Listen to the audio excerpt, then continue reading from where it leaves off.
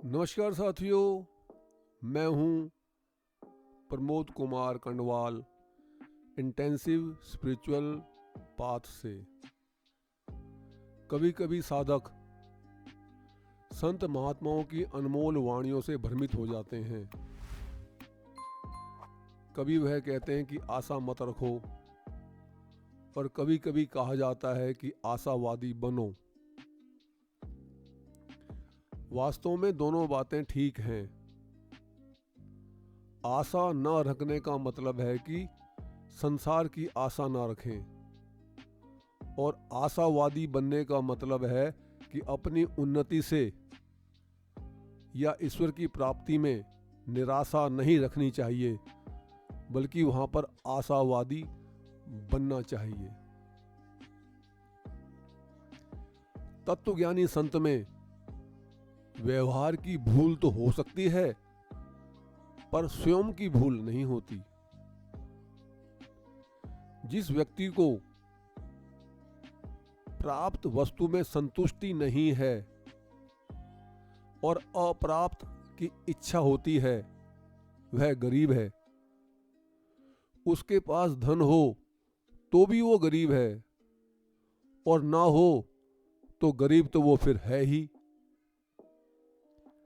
जिसको प्राप्त वस्तु में संतोष है और अप्राप्त की इच्छा नहीं है, वो धनी है।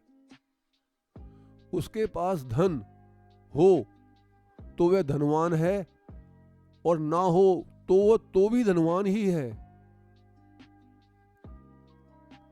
सीखने में, समझने में और अनुभव करने में बहुत बड़ा अंतर है। छोटी बच्ची को ये तो मालूम पड़ जाता है कि ये मेरी माँ है, यह सीख है, पर वह क्यों है, कैसे है, इसका उसको पता नहीं होता। पर जब वह कुछ बड़ी हो जाती है, तब वह समझती है कि इसने मुझे जन्म दिया है, इसलिए वह मेरी माँ है। यह समझ है। शादी के बाद जब वह खुद माँ बन जाती है और बच्चे को जन्म देती है, तब उसको अनुभव होता है कि कैसे माँ ने मुझे जन्म दिया था। यह अनुभव है, और अनुभव ही सर्वश्रेष्ठ है। स्वाभिमान और अभिमान में बहुत बड़ा अंतर है। स्वाभिमान सात्विक होता है और अभिमान तामसी। मैं साधक हूं तो साधन विरुद्ध काम कैसे कर सकता हूं, मैं चोरी कैसे कर सकता हूं, यह स्वाभिमान है। मैं साधक हूं तथा दूसरे साधक नहीं हैं, इस प्रकार दूसरे की उपेक्षा करना तथा अपने में विशेषता देखना अभिमान है। अभिमान होने से शास्त्र विरुद्ध कार्य होगा, और स्वाभिमान होने से उसको शास्त्र विरोधी कार्य करने में शर्म आएगी। कुछ लोग जीवन जीने की अनिवार्य वस्तुओं की कमियों से जूझते हैं।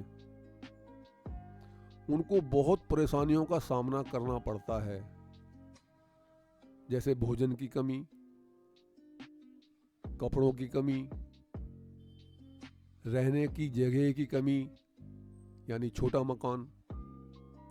इसका अर्थ है कि उन्होंने पूर्व जन्म में इन सब वस्तुओं का दुरुपयोग किया था, अनादर किया था, इसलिए अब उनकी तंगी भोगना उनके लिए अनिवार्य है।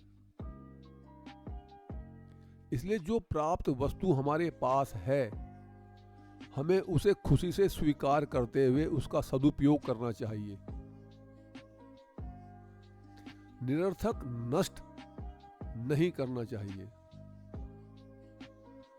धार्मिक फिल्म देखने से लोगों को कंफ्यूजन होता है, अंधविश्वास तथा कर्म कांड बढ़ता है, क्योंकि फिल्म निर्माता की दृष्टि पैसों की तरफ तथा साधारण लोगों की रुचि की तरफ रहती है, सत्य की तरफ नहीं।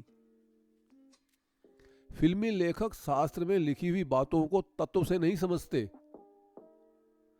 शास्त्र में जो आया है तथा सिनेमा में जो दिखाते हैं, दोनों में फर्क होने के कारण धार्मिक फिल्म देखने से नास्तिकता पैदा होने लगती है।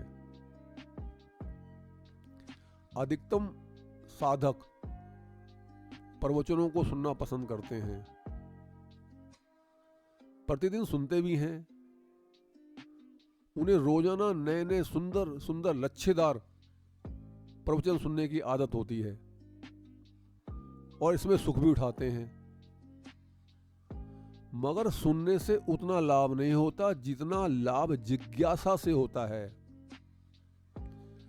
यदि यह भीतर हमारे जिज्ञासा उत्पन्न नहीं हो रही कि मैं कौन हूं, क्या कर रहा हूं, क्या मुझे करना है, भगवान कौन है, कैसे हैं, किस प्रकार से कृपा करते हैं, मुझे क्या साधन करना चाहिए, क्या जो मैं साधन कर रहा हूं उचित है या नहीं।